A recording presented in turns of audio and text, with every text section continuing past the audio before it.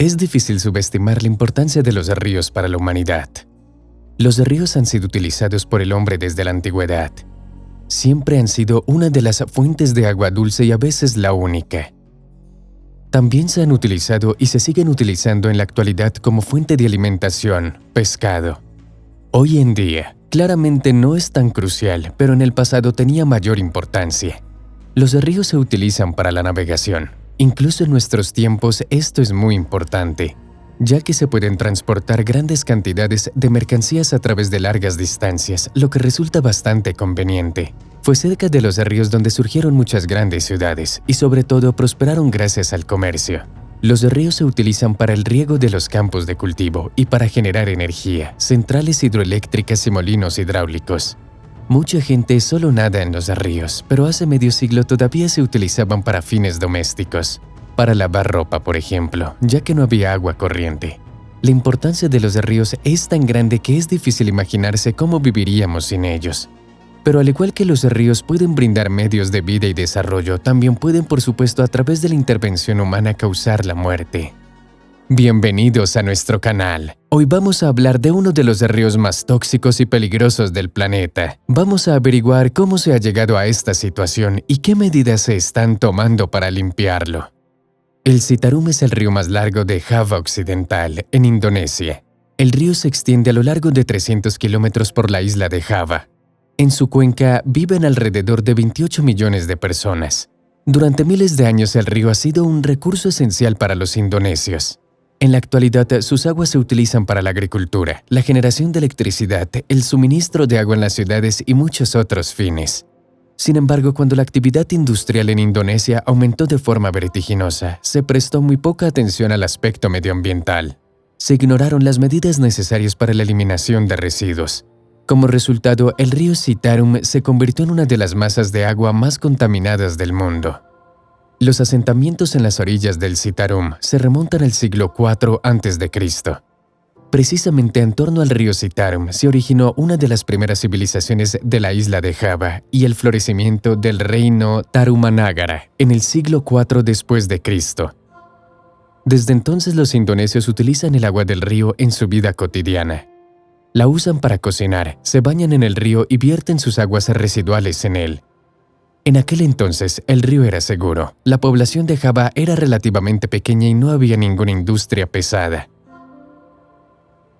Sin embargo, con el paso del tiempo, a finales del siglo XX, el agua del río empezó a suponer una seria amenaza para la salud humana. A finales de los años 70, los precios mundiales de los combustibles aumentaron considerablemente.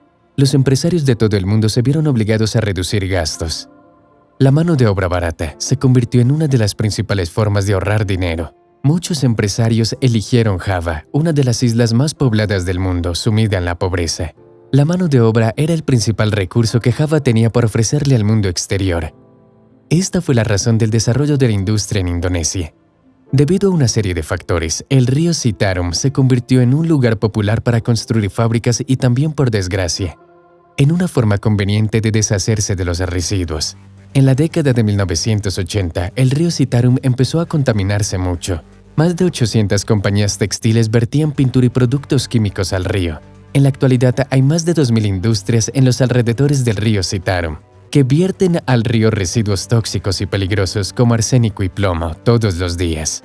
Según los ecologistas, cada día se vierten al río más de 20.000 toneladas de residuos y 340.000 toneladas de aguas residuales procedentes de estas industrias. Esta contaminación ha provocado la desaparición de una parte significativa de la población de peces del río, que se estima en un 60% desde el 2008. Además, los vertidos industriales se analizan en un número muy limitado de parámetros. Los resultados de un estudio realizado en el año 2012 en una de las fábricas mostraron que las aguas residuales de una de las tuberías de vertidos de una fábrica tenía un pH de 14. Este es el máximo nivel de alcalinidad posible que incluso puede quemar la carne humana.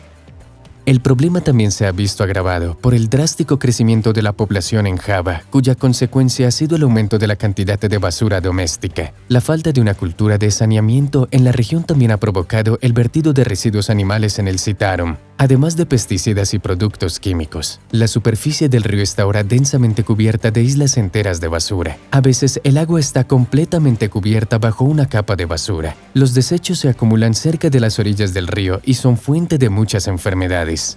La mayoría de los indonesios son conscientes de los peligros del agua del río, pero muchos carecen de los conocimientos básicos para darse cuenta de lo perjudiciales que pueden ser.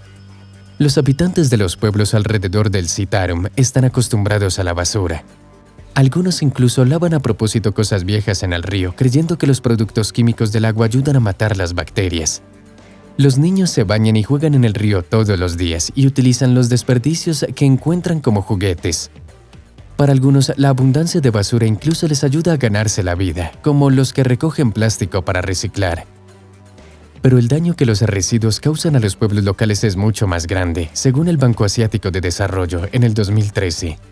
Unos 9 millones de personas vivían en estrecho contacto con el río, donde los niveles de bacterias coliformes fecales eran de más de 5.000 veces superiores a los límites permitidos.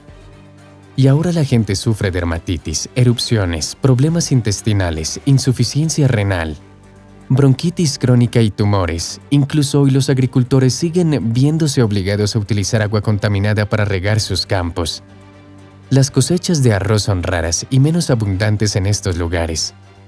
Los agricultores se ven obligados a rebajar sus precios, ya de por sí bajos, para poder vender estos productos dudosos. A pesar de todas las advertencias, los lugareños siguen bañándose y lavando ropa en las aguas de Citarum. Incluso utilizan el agua para cocinar. Claramente el agua se hierve previamente, pero esto no la hace apta para el consumo. La ebullición solo elimina las bacterias, pero no los metales pesados ni las sustancias químicas.